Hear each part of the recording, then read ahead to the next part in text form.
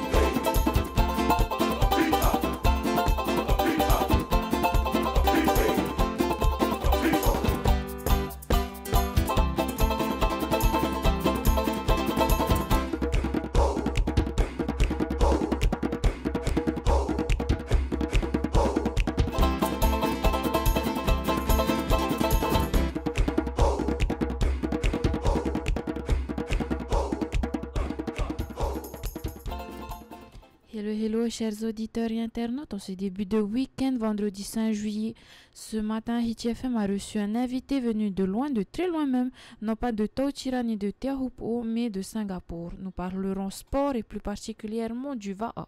Je m'appelle Xavier Marley, je viens de Singapour et je suis venu avec mon équipe de rameurs VAA de VAA Team France Singapour.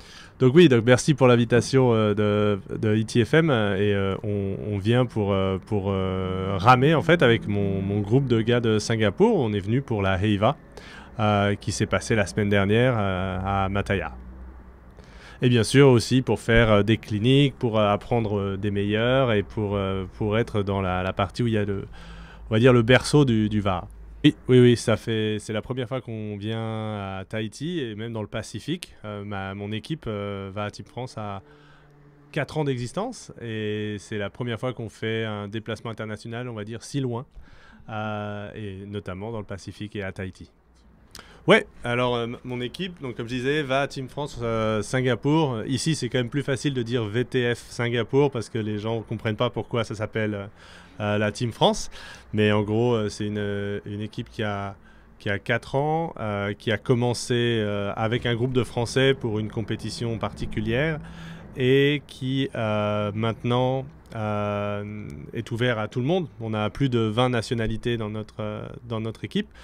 Et on fait des compétitions locales à Singapour, donc en Asie du Sud-Est, et dans la région, donc à Sydney, à Hong Kong. On est en train de regarder pour la Nouvelle-Zélande. Et du coup, le Pacifique est un beau terrain de jeu pour venir. Du coup, depuis qu'on est arrivé à Tahiti, on trouve que l'accueil est vraiment génial. Les gens sont adorables. Les gens trouvent ça vraiment cool qu'on vienne d'aussi loin pour faire du VAA et pour participer à des compétitions locales et traditionnelles, puisque la Heiva VAA c'est quand même assez traditionnel.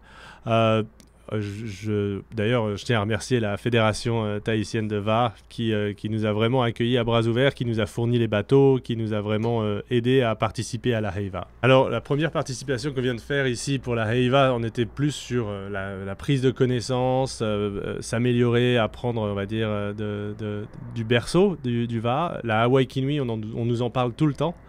C'était une question qu'on avait, où est-ce qu'on allait faire la Hawaii Kinui en premier, mais on est resté sur la partie lagonaire, sprint et traditionnelle. Clairement, c'est une compétition qui nous intéresse et qu'on va sûrement faire. Est-ce qu'on la fera cette année? Peut-être pas, parce que ça fera 2 voyages à Tahiti sur l'année, mais on va y réfléchir pour l'année prochaine, oui. La température ici, pour nous, vivant à Singapour, c'est facile, parce que là, on est sur la période dite un peu fraîche, si j'ai bien compris, et nous on est à 28 à 32 degrés toute l'année, on est sur l'équateur, donc ça ne bouge pas chez nous et c'est toujours très chaud et très humide. Donc ici pour moi c'est presque frais. C'est vraiment intéressant aussi de voir tous les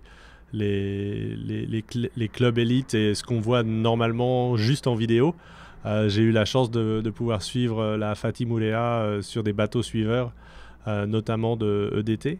Et c'est vraiment impressionnant. Après, les clubs élites, à mon humble avis, hein, en ce moment, tout le monde parle tout le temps de Shell parce qu'ils sont en train d'être les leaders sur les équipes.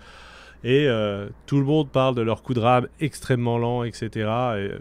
Il n'y a pas que ça, il ne faut pas juste imiter, il faut vraiment trouver cette unité, ce tahoe que vous dites ici, pour avoir vraiment cette unité d'équipe. Et l'imitation, je pense, ne sert pas l'intérêt de chaque équipe à leur niveau, quoi. Alors, on est venu à Tahiti. L'idée, c'est qu'on a travaillé avec une boîte qui s'appelle Tahiti Va'a Inc., qui permet de faire des cliniques. Donc on a fait une semaine avant la Heiva, on a fait des cliniques, donc des entraînements avec soit des champions, soit avec des profs, pour améliorer soit nos techniques, soit l'endurance. Enfin, après, on choisit. Et après ça, on a fait donc la Heiva. Et là, la semaine qui vient de passer, on était plus en mode touriste, même orienté Va'a. On a été un peu sur Moorea. Et d'ailleurs, on a même découvert le Holupuni, qui est du Va'a à voile, avec un V3 qui permet de faire d'autres types de compétitions. Alors je salue les amis de Moorea et notamment Cédric qui nous a permis de faire cette expérience. Donc c'est vraiment intéressant. Donc là, on va dire 2 semaines, la plupart de mon équipe. Les gens commencent à partir en fin de cette semaine et il y a des gens qui ont un peu plus de chance, qui restent un peu plus longtemps comme moi, où je vais aller dans les Tuamotus. Et on va dire que dans une semaine, à peu près, tout le monde sera parti. Alors on est venu, l'équipe, on a amené, on va dire, une délégation d'une dizaine de personnes. Et encore une fois, je remercie la fédération qui nous a permis de rajouter des gens dans notamment les compétitions de V16, puisqu'on n'avait pas assez de personnes pour faire une V16 au complet. Pour le mot de la fin, notre invité fait part de ses remerciements. Hiti FM le remercie d'être passé sur ses ondes et remercie également tous ses auditeurs et internautes de l'être fidèles. À bientôt sur Hiti FM. Tout d'abord, je remercie, on va dire en général, à Tahiti et les Tahitiens, vraiment super accueil. À la fédération de Va'a qui nous a vraiment aidés et nous a vraiment ouvert les portes et ça a été très facile pour nous. De faire cette expérience pour notre équipe. Et puis, j'aurais tendance à dire clairement, non, fédération, les Tahitiens, et garder cet esprit de partage qui est en rapport avec notamment la Heiva, mais la Heiva Va'a, qui est vraiment génial. Et je pense qu'on va faire ce qu'il faut pour revenir soit à la Waikinui, soit à autre chose. Voilà. Malolo les boys. Vous écoutez Hiti FM.